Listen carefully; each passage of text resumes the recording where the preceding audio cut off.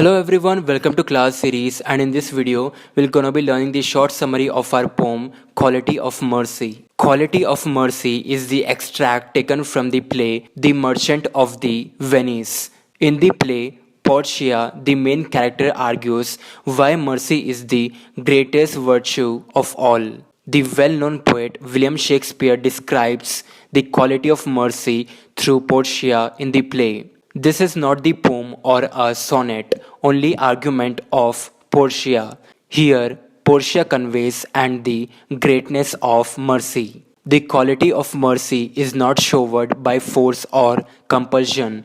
It's showered like a gentle rain directly from heaven or paradise to earth. Whenever mercy is given, it comes back, gives and take. So it is blessed by two times.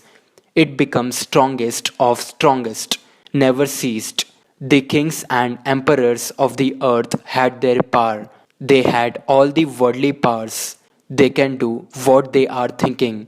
They can rule as they like. Their quality or character makes threat in the hearts of the people. The people had fear about their king's power, though they had majesty, that is, dignity. But if the kings had mercy in their heart, it ruled and their power. Mercy should be seated in the hearts of the kings.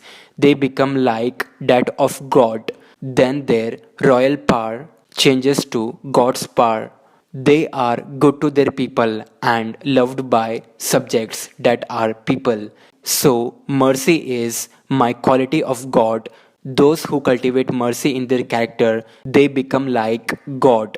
According to the author, mercy is the divine quality and greatest virtue of all.